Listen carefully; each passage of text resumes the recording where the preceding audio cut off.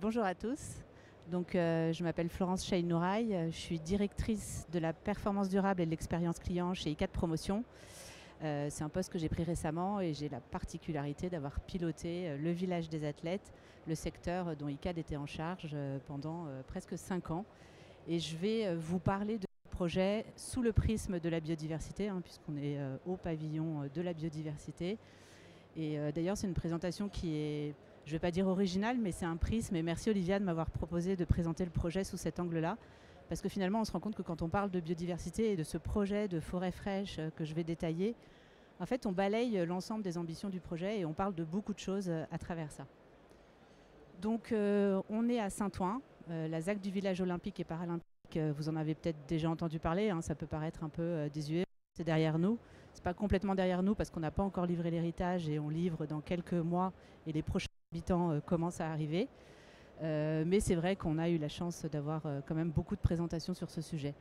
Donc nous, on est à Saint-Ouen. La ZAC, elle fait 52 hectares. Elle s'étale sur 3 communes, Saint-Denis, Saint-Ouen et l'île Saint-Denis. Et donc, il y avait différents groupements de promoteurs et constructeurs. Donc nous, ICAD, on était avec la Banque des Territoires et CDC Habitat. Et en tant que promoteur, on a géré la maîtrise d'ouvrage déléguée de ce secteur. 52 000 m² pour nous environ, 12 bâtiments de logement, donc logements intermédiaires, logements sociaux, logements en accession, résidences étudiantes, résidences Adoma, un peu tout le panel du parcours résidentiel, puisque la mixité du quartier est un des enjeux forts. Et puis on a aussi des commerces et des activités en chaussée. C'est vraiment un quartier entier qui est sorti de ville et qui est sorti de terre et qui est prêt à accueillir ses premiers habitants. Alors la particularité, c'est que c'est un double projet, puisque donc vous le savez, c'est un projet qui a accueilli les athlètes l'été dernier et c'est un projet qui a été pensé pour l'héritage. Et c'est important de le rappeler, il a d'abord été pensé pour l'héritage. Il se trouve qu'il a accueilli les athlètes, mais c'est vraiment pour l'héritage qu'il a été pensé. Et donc on a bénéficié pour ça d'un permis double État, donc on avait une double autorisation administrative, puisqu'on a fait 2 déclarations d'ouverture de chantier, 2 déclarations d'achèvement de chantier. Donc chaque projet a été une partie à part entière, même si bien sûr au moment de la livraison pour les athlètes, le projet était terminé et tel qu'il est là, ça c'est des photos qui sont assez récentes. Il était dans cet état-là, la nature avait déjà poussé, un peu moins, mais en tous les cas, il était déjà fini quand on a mis à disposition de Paris 2024. Donc ça, on était début d'année 2024. Et puis, ce projet, il a la particularité d'avoir des ambitions environnementales extrêmement élevées, vraiment le maximum de tous les curseurs qu'on peut imaginer. C'est d'ailleurs pas facile d'atterrir quand on a fini un projet comme ça, parce qu'en fait, on avait mis tous les curseurs en haut et après, bon, et donc c'est l'objet de ce salon. On a eu la chance de pouvoir de construire bas carbone, donc on avait un bilan carbone à atteindre très ambitieux. Donc pour ça, on a beaucoup construit en bois. Toutes les façades étaient ossature bois. Certains bâtiments, les plus bas, étaient en structure bois. Du béton bas carbone, bien sûr. Et puis donc tout un tas de mesures pour réduire le bilan carbone. Et donc réduit par 2 à peu près par rapport à une opération classique. Et donc on est assez fiers puisqu'on est même allé au-delà de ce qui nous avait été demandé. Beaucoup de réemploi. Le réemploi, ça a été un fil rouge aussi du projet. Partant du principe aussi que parce qu'on allait mettre des installations provisoires pour Paris 2024, il n'était pas question de jeter. Et donc tout ce sujet de pas de déchets, chaque déchet est une ressource et comment on raisonne en circularité de la ressource, ça nous a beaucoup animés et on va en parler y compris dans le projet paysager, puisque finalement le réemploi c'est un vrai fil rouge qui nous a guidés et qui est très intéressant à pouvoir reproduire. Ensuite, on a le sujet du confort thermique. Donc, on parle beaucoup d'adaptation au changement climatique, notamment après l'été qu'on a passé. Et puis, on sait, je regarde Christophe, parce qu'il y a des collectifs qui se montent autour de ces enjeux d'adaptation du réchauffement climatique. Bon, nous, on était en avance de phase là-dessus. Pourquoi? Pour 2 raisons. D'abord, parce qu'on accueillait les athlètes du monde entier, mais qu'il n'était pas question de mettre de la climatisation. Et donc, comment on va pouvoir offrir un confort aux athlètes sans climatisation, avec des objectifs de Paris 2024 qui nous demandaient un écart de température de 6 degrés entre l'extérieur et l'intérieur pour un maximum de 28 degrés à l'extérieur. Donc ça passe par une conception bioclimatique et donc c'est un sujet qu'on a beaucoup travaillé. Et aussi parce que la Solidéo, c'est vrai, je ne l'ai pas dit, c'est l'aménageur, mais je pense que maintenant tout le monde connaît, l'aménageur qui nous a vendu les terrains et qui nous a imposé un certain nombre de cahiers des charges et qui s'était projeté sur des fichiers météo caniculaires en 2050.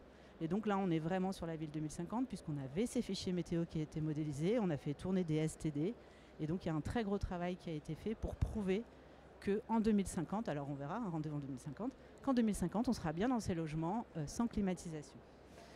Et puis la biodiversité, donc je dirais il y avait un peu de jambes, hein, c'était le carbone et la biodiversité. Donc aujourd'hui, je vais parler beaucoup de biodiversité, mais c'est important de redonner un peu le contexte. Et puis aussi des enjeux sociétaux et des enjeux sociétaux, un ancrage territorial, donc derrière, c'est des heures d'insertion, c'est des entreprises de l'ESS, c'est l'ancrage dans le territoire.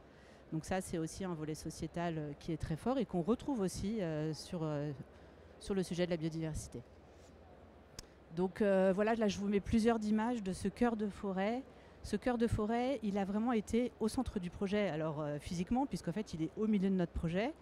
Notre projet s'appelle les quinconces parce que les bâtiments sont en quinconces et en fait c'est 12 bâtiments de logement.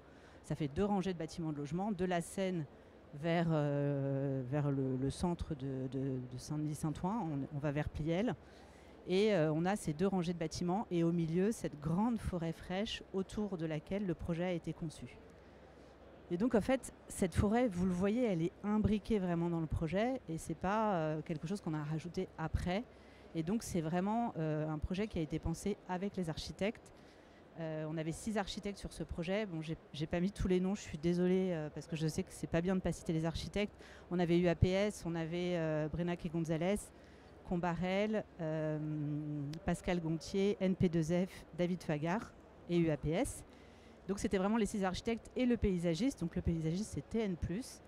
Et c'est vraiment ensemble que le projet a été pensé autour de cette forêt.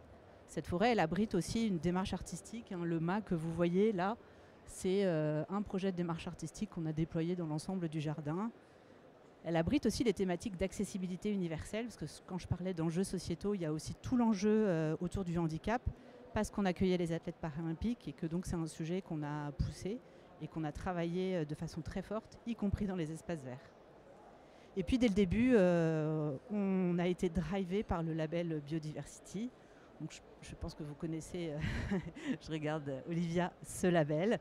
Donc engagement du maître d'ouvrage, moyens mis en conception, et puis impact ensuite sur les habitants et sur la biodiversité. On s'est fait accompagner pour ça par Elan. Et donc ça c'est une démarche qui nous drive tout au long du projet, y compris pour le après quand les gens seront là.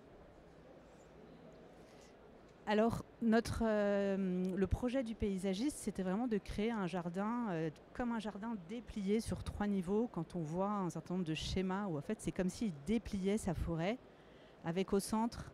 Donc la photo, elle peut paraître un peu bizarre. En fait, on est vu de haut. Donc on a cette forêt fraîche qui est en pleine terre au centre. Et puis on a sur les terrasses, ce qu'on appelle les terrasses interplos, un 2e étage qu'on appelle lisière et balcon.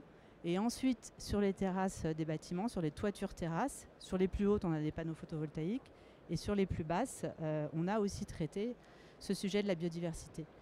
Donc le cœur de forêt, vous allez voir après, je vais en parler un peu plus, mais il a vraiment été traité comme un sous-bois, quelque chose d'assez sauvage. Le paysagiste s'inspirait beaucoup d'une ambiance un peu boisée, des coteaux de la Seine. Et donc on est, y compris dans des zones dans lesquelles on ne va pas, en fait, pour laisser pousser la nature. Beaucoup d'arbustes, des zones humides. Et ça, c'est un habitat pour la faune et la flore qui est très très riche. Ensuite, en lisière, on est plus sur l'échelle domestique.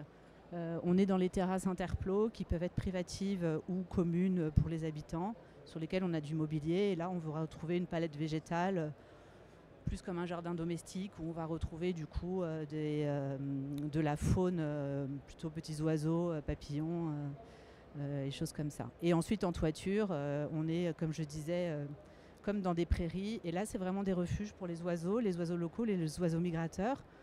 On en a même fait dans notre montage juridique, puisqu'on a une division en volume. Et donc, en plus, on avait un super notaire sur ce projet. Et je vais en parler après, parce qu'on est aussi sur des innovations juridiques. Et c'est là où on voit que la biodiversité, il faut l'intégrer, y compris dans le montage juridique. Et dans notre division en volume, les toitures, c'est un volume pour les oiseaux migrateurs. Et ça, c'est écrit dans nos actes.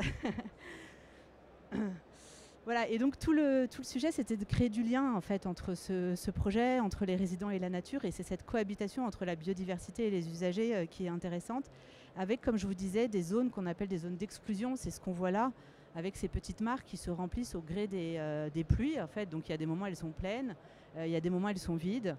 Et ces zones, on n'y va pas forcément. Les habitants peuvent y aller s'ils veulent, mais pas beaucoup d'intérêt à y aller. C'est pas fait pour y aller. Et là, on pense que c'est un refuge pour la faune et que ça va vivre d'elle-même. On peut parler de nature spontanée dans ces endroits-là. La nature va vivre, on n'est pas là pour la tailler, pour l'entretenir. Elle doit vivre d'elle-même. Je ne l'ai pas dit, mais il n'y a pas d'arrosage automatique. On est uniquement par des infiltrations d'eau pluviale. Et les espèces, elles ont été choisies, alors déjà indigènes. Quelques espèces du sud de la France en se disant qu'il fallait que la nature s'adapte aussi au changement climatique. Et je ne sais plus ce que je voulais dire sur les espèces. Voilà. Et donc pas d'arrosage et la nature doit vivre d'elle-même et supporter le réchauffement climatique. Et puis on a des zones dites de superposition où là coexistent des usages de repos ou de jeu. Parce que ce que vous voyez là par exemple, c'est une aire de jeu qui a été dessinée par notre artiste qui a fait les mâts. Cet artiste, c'est Yann Kopp, et lui, donc on devait porter une démarche artistique dans le projet, comme souvent dans les grands projets. Et Yann Kopp avait fait le choix de faire participer le territoire à cette démarche artistique, et il allait chercher de la matière un peu partout, des garages, il est allé chez les gens, il a récupéré de la matière qu'il a transformée pour en faire comme des perles qu'il a enfilées dans des mâts. Et ça s'appelle le jardin des mâts, et l'idée, ça fait comme des strates géologiques, avec les couleurs inspirées des bâtiments, parce que, bon là j'ai pas le temps, et vous l'avez vu, mais chaque bâtiment a des couleurs différentes et bon, il y a aussi toute une histoire autour de ça, mais là j'ai pas le temps de raconter. et donc ces mâts, et on a posé ces mâts, et là il y avait une aire de jeu, et du coup l'artiste nous a dessiné cette aire de jeu, évidemment en mémoire aux Jeux olympiques, l'athlétisme, et on voit bien que les enfants vont pouvoir s'amuser, et en même temps la nature est là, et cette imbrication nature-usage, on le voit aussi sur les terrasses avec les mobiliers. Donc évidemment mobilier en réemploi, je vous ai dit que c'était le fil rouge.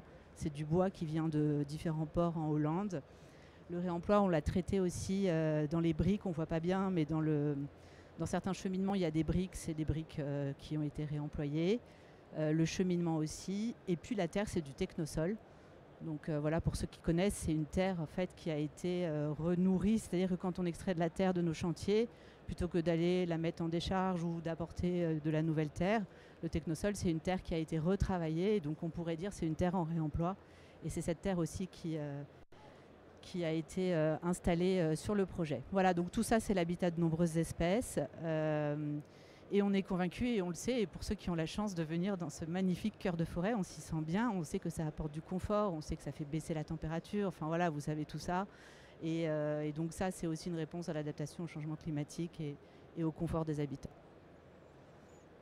Et puis alors, il y avait beaucoup d'innovations dans ce projet, donc on ne s'est jamais arrêté, même quand on ne nous le demandait pas, on faisait des innovations.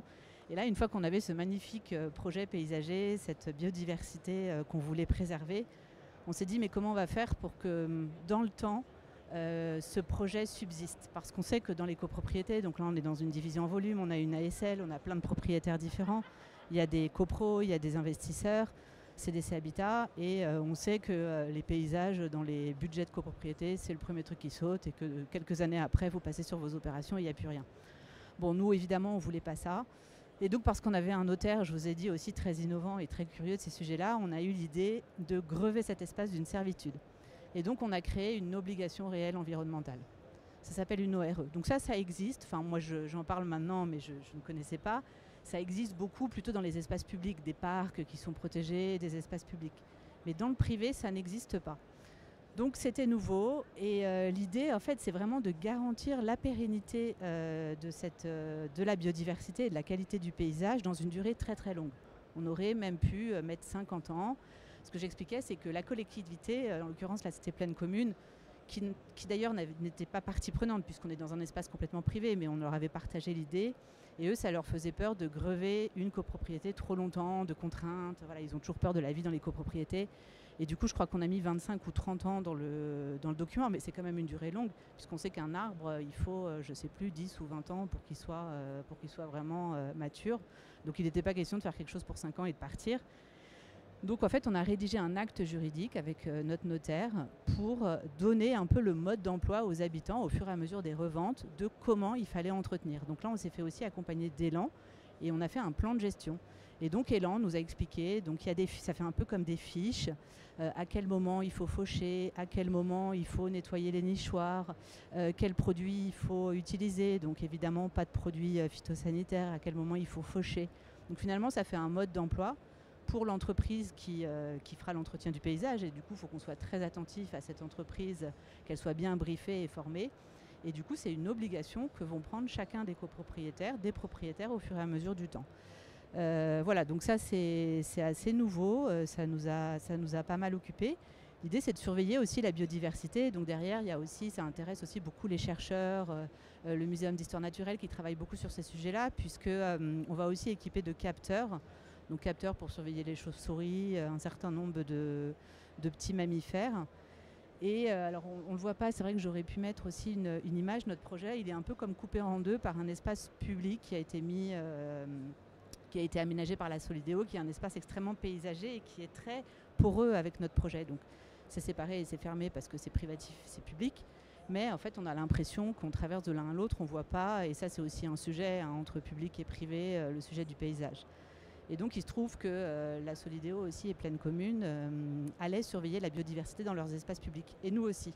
Donc, à un moment, on s'est parlé. En plus, en l'occurrence, c'était CDC Biodiversité qui avait décroché le marché pour la Solideo. Et on s'est dit, c'est bête, on va mettre chacun des capteurs de chauve-souris, chacun chez nous à 5 cm. Ça n'a pas de sens, partageons nos données, en fait.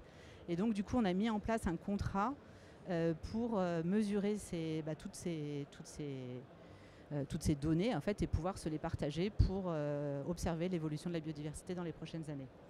Voilà. Donc sachant qu'on est sur une gestion douce, parce que souvent on me dit mais ça va coûter de l'argent, c'est plus cher pour les copropriétaires. L'idée c'est que non, parce qu'en fait vous l'avez compris, hein, tout le projet du paysager c'est de faire quelque chose d'assez simple, de presque pas entretenu, et donc on parle d'une gestion douce. Et vraiment l'idée c'est de justement limiter l'intervention humaine pour favoriser l'évolution naturelle du milieu, que ce soit naturel ou animal.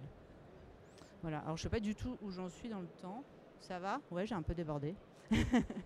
C'est bon? Ouais, ok. Et voilà, et la dernière image, donc c'était cette passerelle, et on voit bien que c'est dans ces endroits dans lesquels on ne va pas. Donc il y a une déambulation, hein, on se promène dans cette forêt, et on a des endroits où on n'y va pas forcément, puisque c'est la biodiversité, la nature qui va prendre sa place.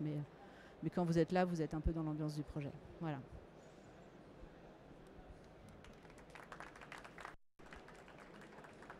Merci. Je ne sais pas si vous avez des questions.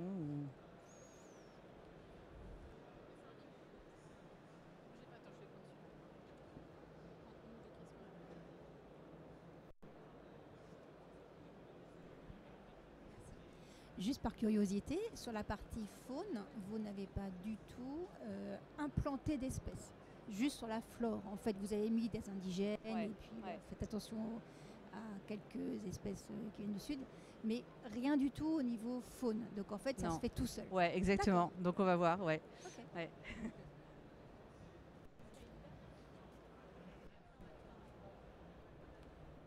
Bonjour, ça m'intéresse l'histoire de la servitude de l'ORE sur le secteur privé. Ouais. Comment concrètement ça se passe pour vraiment pérenniser ça sur les 25 ans dont vous avez parlé? En fait, on signe un acte chez le notaire comme une servitude. Donc c'est le notaire qui rédige. Donc dans les parties prenantes, il y a plusieurs modèles possibles. Au début, on était parti sur un fonds de dotation en fait, qui gérerait cette ORE dans la durée. Bon, puis finalement, on a laissé tomber le sujet du fonds de dotation. On s'est fait accompagner par une société qui s'appelle Forestime, je ne sais pas si vous les connaissez, qui va être le garant. En fait, ce qu'il fallait quand même, il nous fallait un garant, un peu un tiers de confiance en fait, entre ce qu'allait faire la copropriété et vérifier les engagements juridiques.